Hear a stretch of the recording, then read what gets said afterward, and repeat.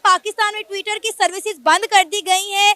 क्या तमाशा है, पूरी दुनिया हम पर हंस रही है कि पाकिस्तान में इलेक्शन के नाम पर ड्रामा किया जा रहा है। इंडिया तक हमारे इलेक्शंस पर हंस रहा है, मजाक उड़ा रहा है हमारा। बिल्कुल ऐसे ही है, आपको पता ही है जब पाकिस्तान के अंदर 8 फरवरी को इलेक्शन होने थे और इलेक्शन वाले दिन इन्होंने कहा था कि हम लोग पहले कहते थे सर्विसेज बंद नहीं करेंगे, पूरा दिन सर्विसेज बंद रही है। सुबह आई थिंक 7 बजे से लेके रात को अगले दिन 4-5 बजे तक सर्विसेज टोटली बंद थी पूरे पाकिस्तान के अंदर।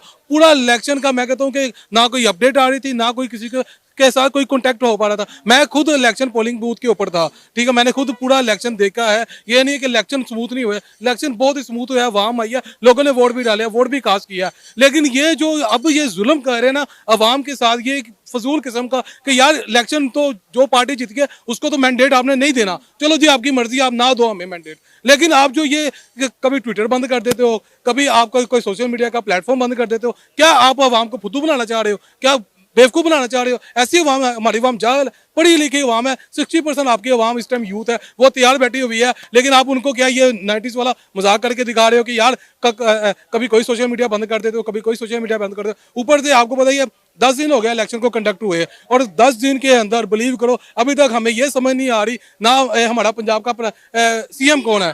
पाकिस्तानी सबसे ज़्यादा जो है वो अब्रॉड कहाँ जाते हैं, सऊदीया जाते हैं, ठीक है, उम्रा करने, हज करने, और वहाँ पे ही ऐसी ऐसी हरकतें करके आते हैं कि पाकिस्तानी वहाँ पे भी बहुत जो है वो बदनाम है। अगर किसी को पता चल जाए गलती से कि ये पाकिस्तानी है तो वो ना तो उसको कोई चीज़ देते हैं, अगर वो कुछ दे भी रहे हो ना उनके साथ बैठना पसंद करते हैं। तो इसी बात से हम अंदाज़ा लगा सकते हैं कि हमारा जो स्टैंस है या हमारा जो इमेज है एज ए नेशन वो अच्छा नहीं है। रिस्पेक्ट कितनी करती है दुनिया हमारी, क्या कितनी इज्जत करती है हमारी रिस्पेक्ट, क्योंकि थर्ड वर्ल्ड कंट्री है, हम डेवलपिंग कंट्री है सबसे पहले तो डेवलपिंग भी है।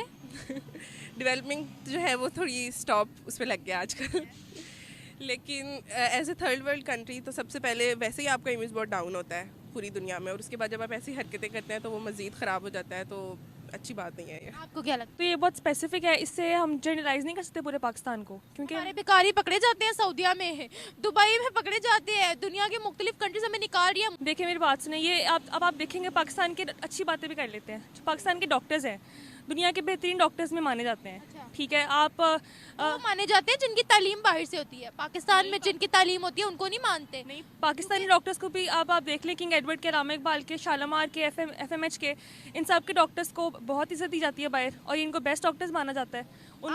आपका जो सिलेबस है वो कितने साल पहले अपडेट हुआ था?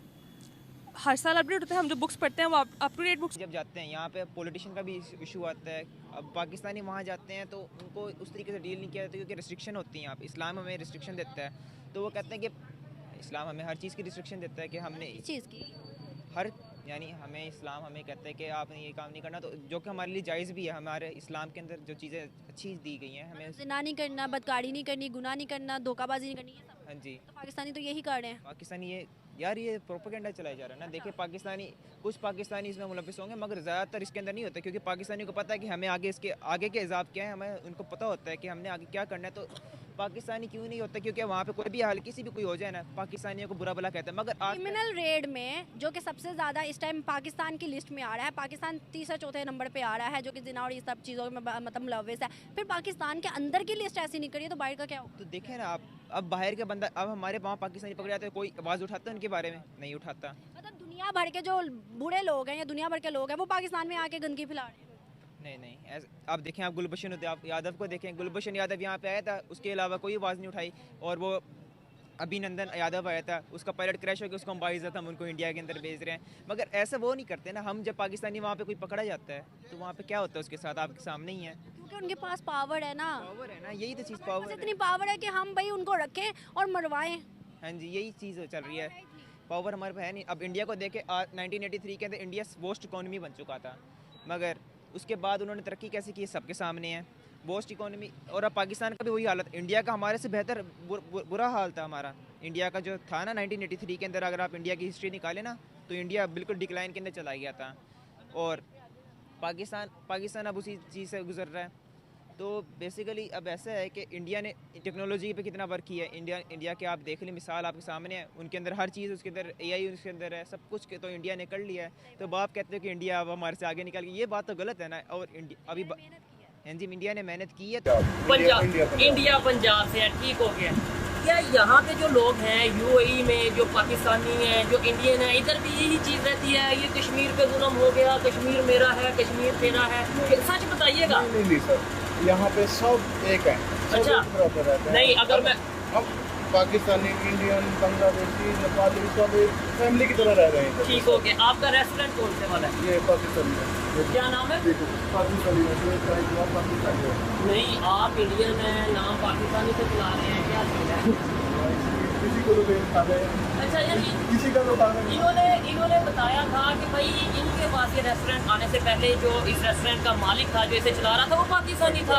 यहाँ पे थोड़ा फेमस था कि भाई ये पाकिस्तानी रेस्टोरेंट है, और यहाँ पे फ्लैग भी बन लगा था। आपने फ्लैग भी, अच्छा अब ये फ्लैग भी नहीं हटाया, बताना भी नहीं आते। क्या बात है, ये है मोहब्बत भाई। आप किसी के फ्लैग की रिस्पेक्ट करो, आपके फ्लैग की वो रिस्पेक्ट करे, गिव एंड टेक वाला सिस्टम है। अच्छा, जो स्टाफ है वो भी अब सारा इंडियन है। मैं तो दिखाता हूँ आपको, आइए। हाँ जरूर। देखिए, जो आप बात कर रहे हैं उसको पॉलिटिकल साइंस की इस्तिलाह में पैन इस्लामिज़म कहते हैं या मुस्लिम ब्रदरहुड कहते हैं।